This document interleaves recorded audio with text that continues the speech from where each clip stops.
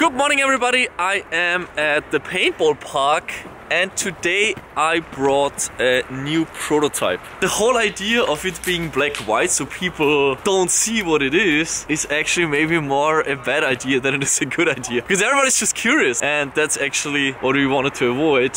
So why do I actually make this black and white gun camo then when we release something?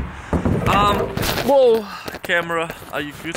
Yes. In the factory you can do tests, you know, you can do range testing, accuracy testing, but it's not really testing it. Like, you need to get the gun and bring it out to the field in order to confirm that everything works. It must be cold, wet, dust in the air, it must get dirty, it must get bumped around, and then you still need to see if it actually functions during the conditions that, you know, customers, you guys are actually gonna use it and how I'm gonna use it. So I thought, how can I actually bring the gun out to the field? Because if I now bring it, people are gonna be like, oh, are you making a new gun? Wow, that's cool. I'm gonna now post everywhere on the internet about it. But I didn't want it because it was not even confirmed that this product is ever gonna be released. So this is why I came up with this pattern. In German it's called the Erlkönig-Tarnung. They actually use it in the automobile industry because it disrupts the shape completely. Okay, you can tell it's a sniper rifle, but you don't see the curves and the angles and all that. Or at least that's what I hope that it does. And before I launched the SH24, it actually worked to play with this. It wasn't a symbol yet for a NOVRITSCH product release, but by now it is. I don't know how I can test this stuff without people getting all excited because this is a prototype.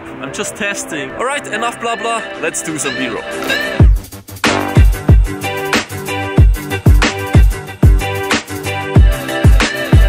Disruptive grey. It's the new multicam.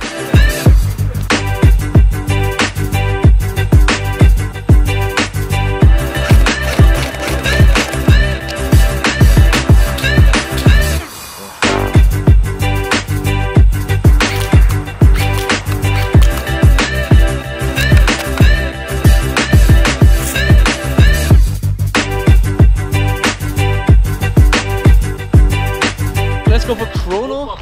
I put it at around 2.4 joules at home. Hope that worked out. The reason why I put it a little bit lower than the Austrian limits is because I want to test it for UK standards, which is 2.3 joules. Einmal Kugelgewicht. 0,46. Einer noch? 2,2. 2,2. Perfekt. Okay, 2.2 joules. That was actually intentional, even though we can do 2.8 joules here in Austria. I wanted to have it a lot lower than the Austrian limits because I want to test for UK limits today. I think it's the biggest challenge for airsoft sniper rifle to function and hop properly at these temperatures at lower joules. So if I go up to, you know, 4 or 5 joules, obviously I can hop a 0.46, but if we are here at minus 2 degrees, I think it's today, and only 2.2 joules, this is where the gun is getting to its limits. And I just want to ensure that people in the UK can play at cold temperatures and hop heavy BBs without any issues. Sidearm of choice is SSX-23 because it's cold and pretty much nothing works anymore at these temperatures except non-blowing pistols and APs. Running it in the smallest configuration, so no flashlight, no red dot or anything like this. Because once you have the red dot on there, it's so tempting to actually use it as a primary, but I gotta test the sniper rifle today, so this is why I kept it in the minimal setup. Really important at these temperatures at this pistol is not going for super heavyweight BBs anymore and not going for weak gas. So I'm running the Nimrod Tactical Black Gas here, working great in cold temperatures. So that's my way to go, and also I'm running 0.28 gram BBs. With this combination you can run this pistol even in minus degrees without any issues.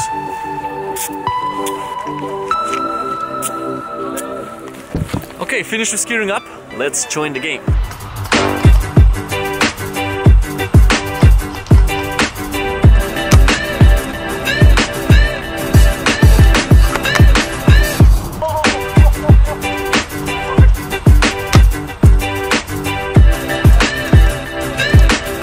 Nice. The guy killed me earlier.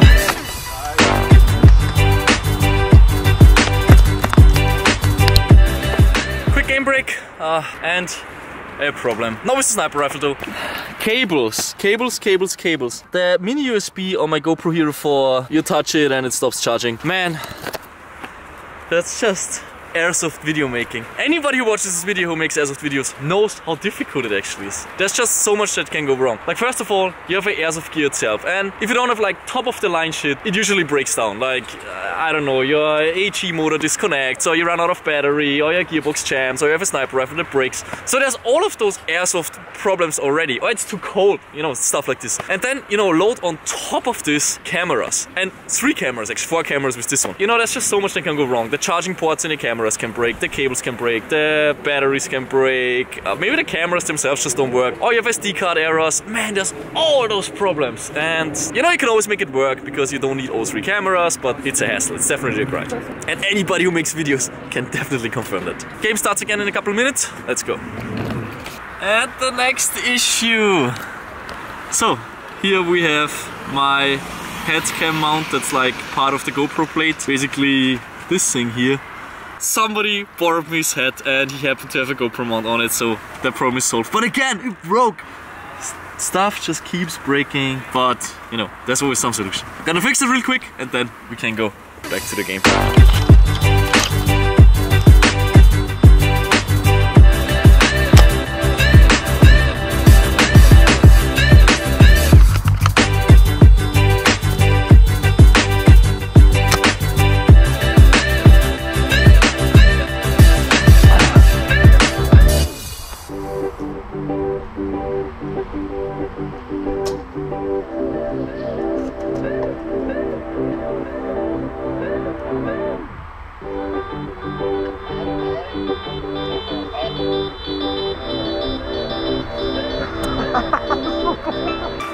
Alright everybody, that was it for today's vlog. Gun, man, it's been working great. That's actually the first legit game that I played with it. Before I just shot at trees and forests and stuff to get a basic idea about the function and how well it just works. You know, did we design the right things? Did we make the right choices? But man, looking good. One thing that I found is that not all brand magazines are compatible, but I guess that's out of our control here at NOVRITSCH. I mean, you know, different manufacturers have different tolerances and different measurements on magazines, so that's not a big issue, I guess. Other than that, no issues whatsoever. I'm actually glad that I could hop even at cold temperatures. That's really important, I think, because a lot of sniper rifles, you know, they work great in summer, but then it gets into the minus degrees and then you can't hop properly anymore, or the piston doesn't seal anymore. So all of this was not an issue in this one. Obviously, one game is not enough. I'm gonna play a couple more games with this before we actually pull the trigger on mass production. Hope it's gonna go great.